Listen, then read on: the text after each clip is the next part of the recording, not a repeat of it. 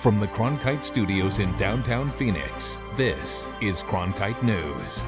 Hello, and welcome to this special edition of Cronkite News. I'm ALICIA Gonzalez. Thanks for joining us.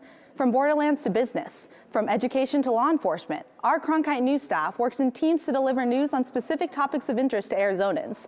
Tonight, we highlight some of our top stories on Future Beat, stories about technology and innovations impacting our community and honoring our cultures for the generations to come. A new device to treat coronary artery disease is being used right here in the Valley. Cronkite News reporter Zach Moran shows us how this dissolvable heart stent could help treat the leading cause of death in the United States for both men and women. Tommy D was lounging in his office after playing golf when his wife found him in the middle of a medical emergency. She came by my office, and she doesn't do that very often. She saw me gasping. D went into cardiac arrest and was rushed to Abrazo Heart Hospital. Most people don't make it, and that's what the doctors and the nurses told me. They said, you're very fortunate that you made it, because clinically you were dead. 2 days later, he walked out of the hospital with some of the latest medical technology in his heart, a dissolvable stent. I felt good after, when I left the hospital, I felt good. The stent is made of a completely dissolving material that disappears completely in about 3 years. It allows a treated artery to pulse and flex naturally when doing everyday activities. As a starting point, this is a great stent. So you're going to see much more modification of this technology. So I think it's going to have a very important place going forward. Abrazo Heart Hospital is one of the first Valley hospital systems to use this procedure after it was FDA approved in July. Dr. Mehta says these new stents could replace the metallic stents, which have long been the standard for treating clogged arteries. This is a very exciting field for us because there are more things we have to fight coronary artery disease, to treat more patients, keep them away from the hospital, keep them healthier longer. And this is the hope for Dee, who looks forward to having completely treated arteries with no sign of a stent. The fact that it's going to dissolve in 3 to 4 years, I'm happy with that. But for now, he's looking forward to getting back to his favorite pastime, hitting the links. Probably next Wednesday, I'll play golf. Dee begins cardiac rehab this week. In Phoenix, Zach Moran, Cronkite News. In northern Arizona, in the middle of a volcano, sits an art installation 40 years in the making. Even though it's just hours away, you've likely never heard of it. Reporter Sabella Scalise is in Washington, where the artist behind that creation talked today about his life's work. James Turrell has been manipulating light for decades to make art inside small spaces and museums.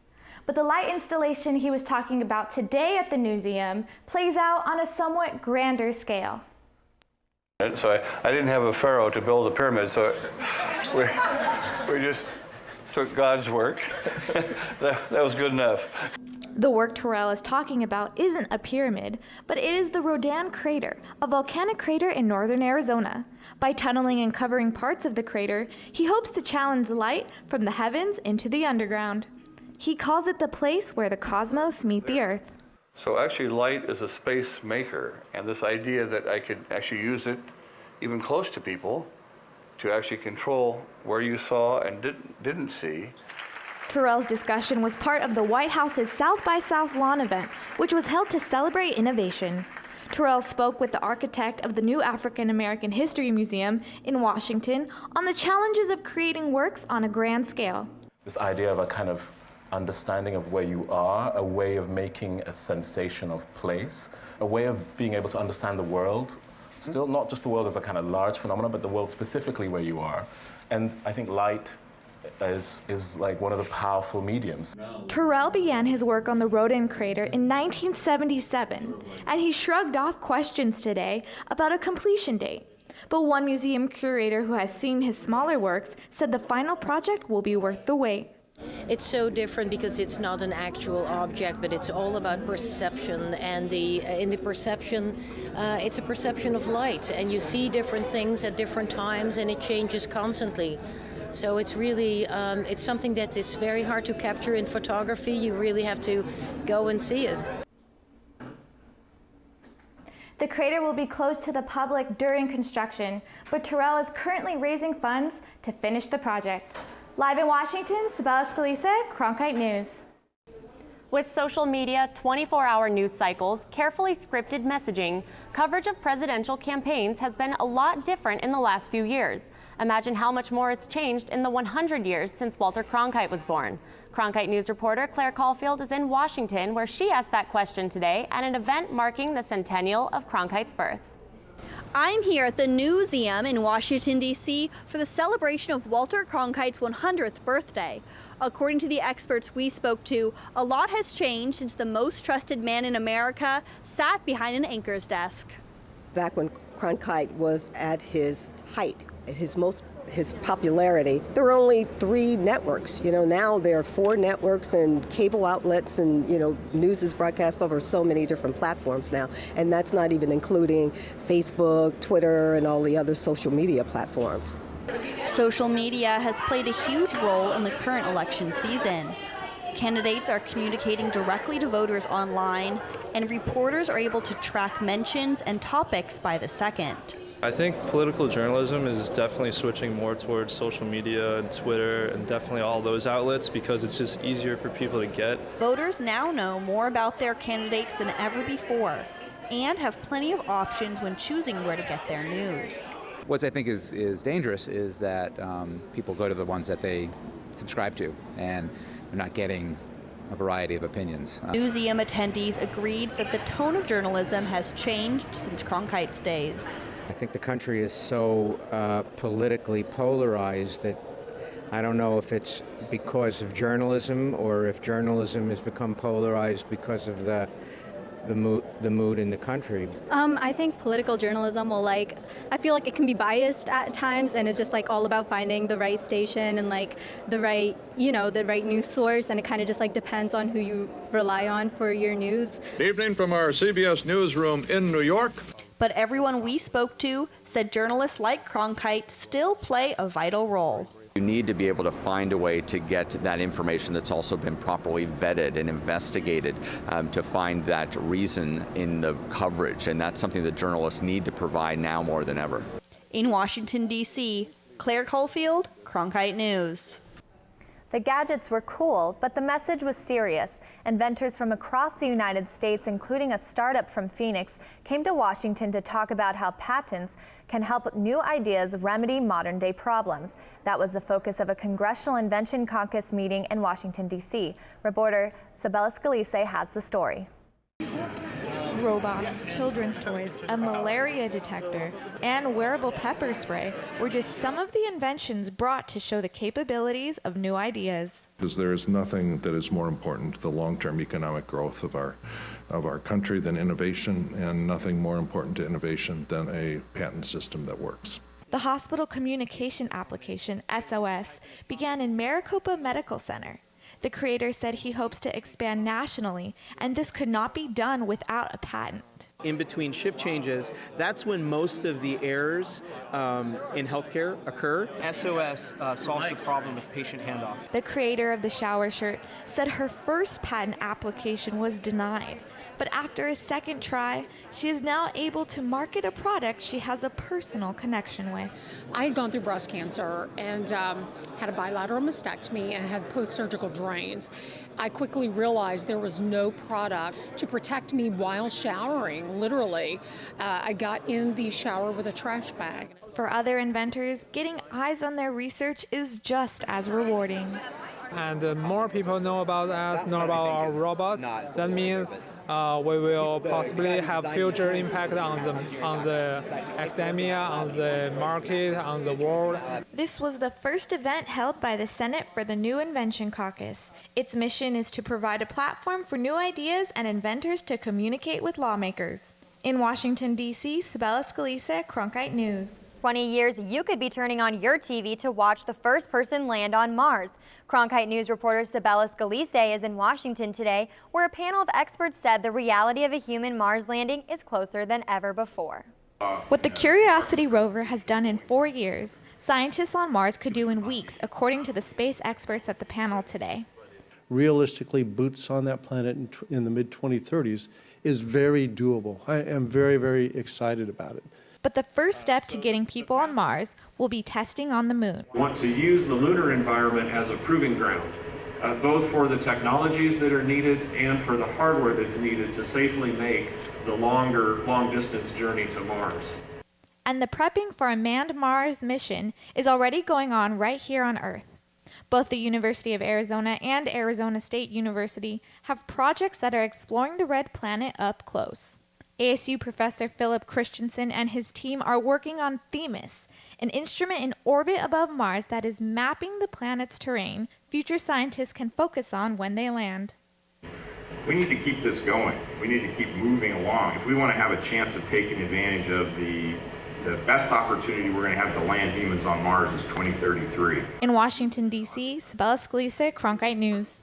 While they are hopeful, both Christensen and NASA officials said that funding needs to continue at least at current levels to develop the technology in order to meet the goal of a 2033 Mars landing. CBS Evening News anchor Scott Pelley received this year's Walter Cronkite Award for Excellence in Journalism. The award was especially meaningful this year, the year that Cronkite would have turned 100 years old. Cronkite News reporter ALICIA Gonzalez highlights what Pelley sees as some of the major issues facing rising journalists. Quality journalism is not a given. We have come to take it for granted. It is not a given. Like all of our other freedoms, it must be fought for. It must be refreshed by every generation of Americans. Scott Pelley addressed the biggest threat he sees for our nation. The quickest, most direct way to ruin a democracy is to poison the information. This student says Pelley's words relit a fire inside her for journalism. That's kind of the reason I went into journalism, was to be the person who exposed the truth, not in a evil way, not in a trying to get you kind of way, but in a way to express to the American people and the people around the world the truth, and just tell them how it is. Another student said one major challenge really stuck out to her. Everyone surrounds themselves in sort of like an echo chamber where you're just constantly hearing and sharing the same ideas, and that cuts off the possibility for open-mindedness and growth and development. As Pelley was wrapping up, he said the values of journalism don't change with time. It doesn't matter whether you're writing on a glass tablet or a stone tablet. The values of reporting and journalism are immutable. We ask ourselves, is it right? Is it fair? Is it honest? In Phoenix, ALICIA Gonzalez, Cronkite News. Hi, I'm Judy Woodruff, co-anchor of the PBS NewsHour. Preparing the next generation of journalists has never been more important than it is now. With its groundbreaking partnership with Arizona PBS, the Walter Cronkite School of Journalism and Mass Communication at ASU is revolutionizing journalism education to provide students with a real opportunity to work and learn under the supervision of veteran journalists, producers, directors, and editors on newscasts, investigative stories, and documentary productions. The Cronkite School and Arizona PBS, reinventing journalism education in the digital age. A fair full of greasy food, fast rides, and games doesn't seem like a normal venue for education, but some groups are using the Arizona State Fair to teach attendees about different cultures in Arizona and the world. Reporter Allison Hoskins spoke with some of these groups to see how a fair can be the perfect platform for cultural outreach. Thousands of people attend the State Fair every day, and groups like Native Spirit and Lights of the World are using this platform to teach fairgoers about Native American and Chinese culture. This is a great place because they have a lot of people coming in, and they only know what they see in the movies or reading books. And when they come here, they get to speak to an individual and learn from that individual, and that we're all different.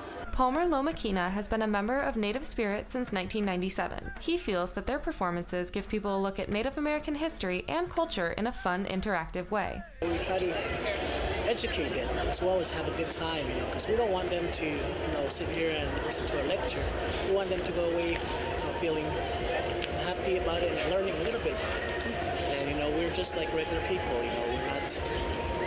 We like to have a good time. Native Spirit isn't alone in wanting to teach about different cultures. A Chinese cultural event called Lights of the World shows a preview at the State Fair of their larger show that takes place at Rawhide in Chandler. This year, will be largest lantern arts festival in North America. And in China, we're similar. We use Chinese tradition technician and traditional culture, but you also with the high tech to show the whole world. Lights of the World is also involving more of Arizona in their show. The Gila River Indian community came together with the Chinese Cultural Center here and the sister cities of Phoenix and Chengdu, China, putting on this amazing exhibit. So it's something very unique to see, the Native Americans and the Chinese cultural community come together and put this on for everybody.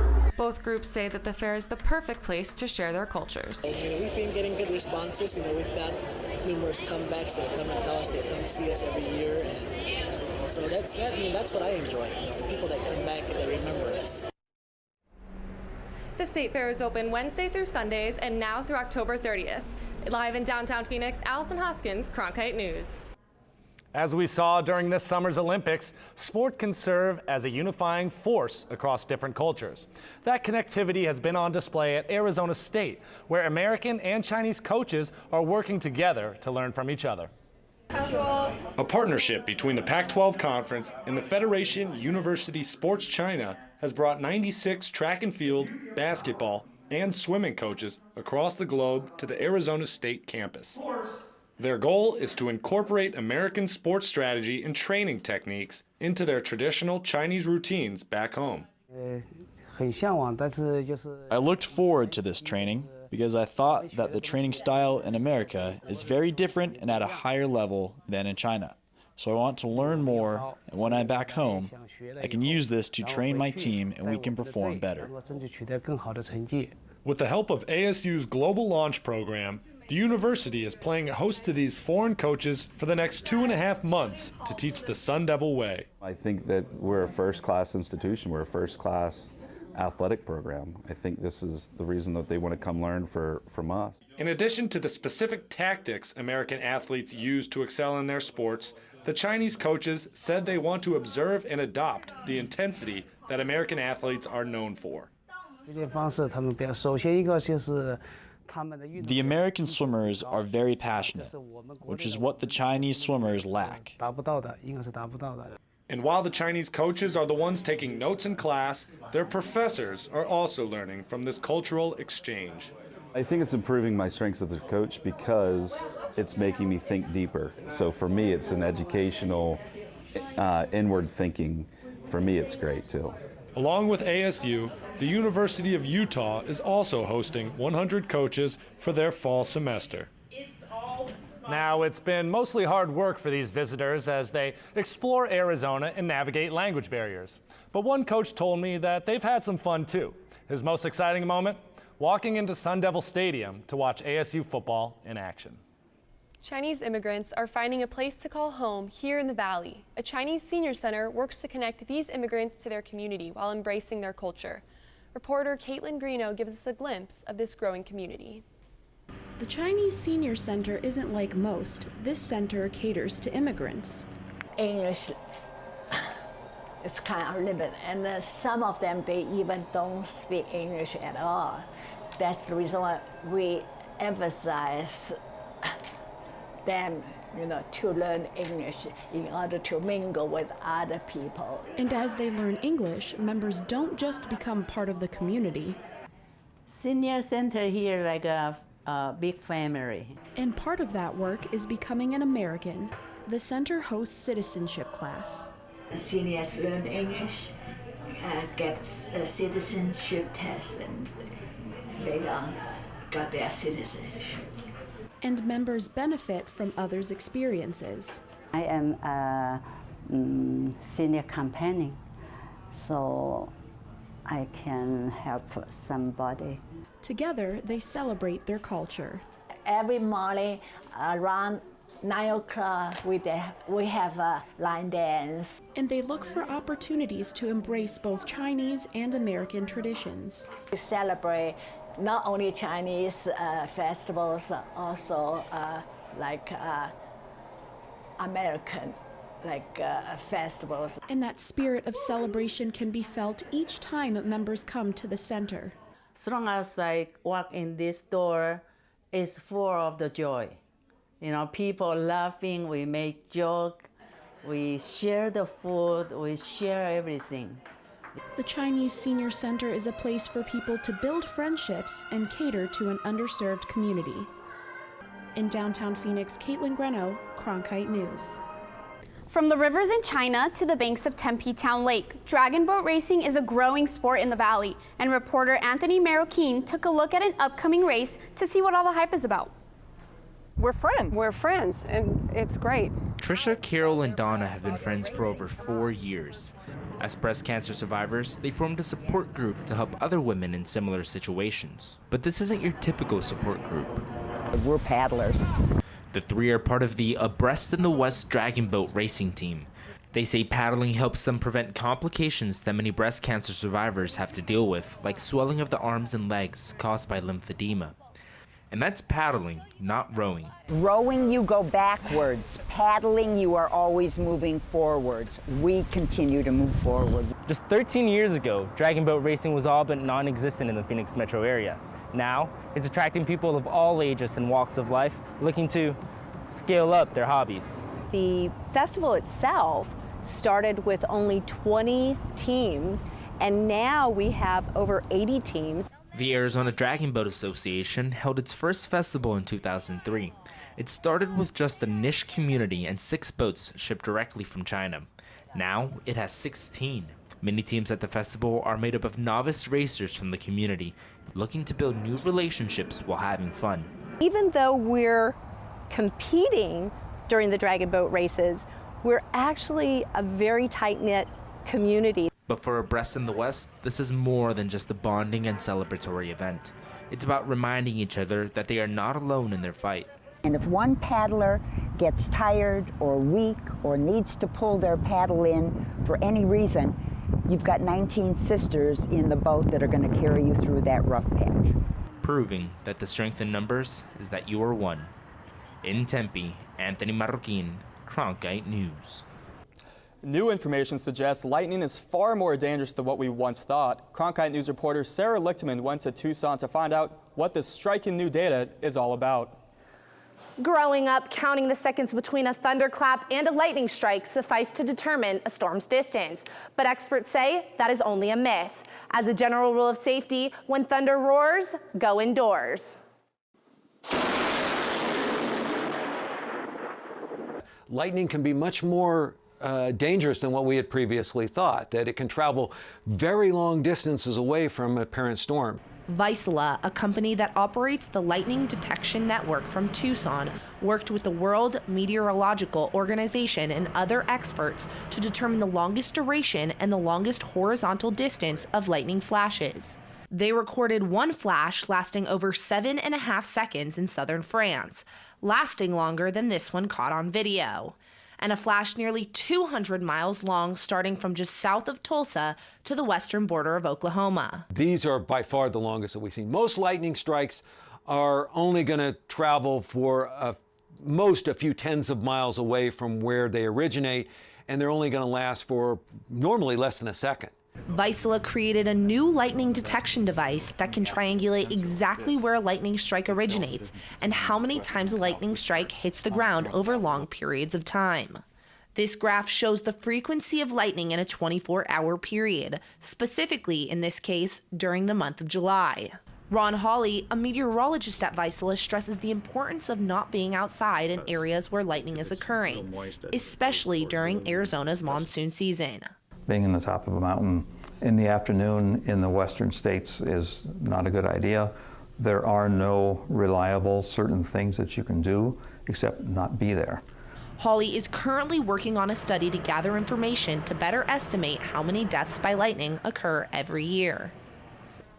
As the holiday season kicks into gear, many are thinking of giving, but community help is needed year-round. Now, one service organization is matching charities with people who love to give back. Jessica Canales reports how volunteers are just a click away from serving the community.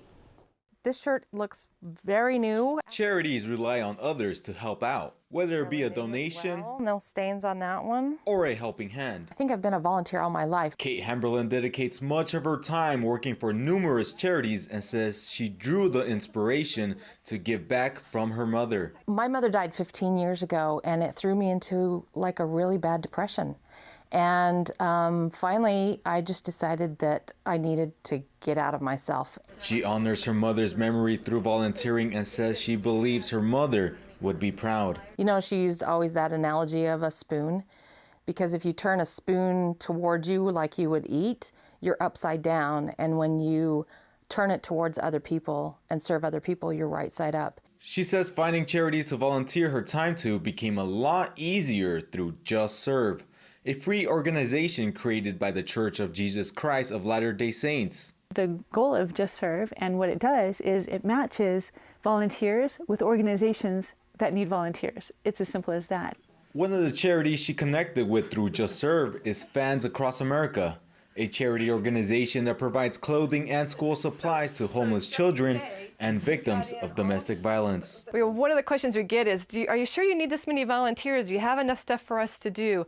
It is a constant influx of things in and things out. With all the donations piling up, they look towards Just Serve and were able to get volunteers like Hamberlin to lighten the load. Hamberlin says she hopes her children follow in her footsteps and are inspired by her volunteer work as she was by her mother's. In Chandler, Jessica Knowles, Cronkite News. Just Serve screens all the charities beforehand. Just Serve says that they have hundreds of volunteer projects across the state, and anyone that feels the holiday spirit of giving back can go to justserve.org. That's it for this special edition of Cronkite News. For top stories anytime, go to cronkitenews.azpbs.org.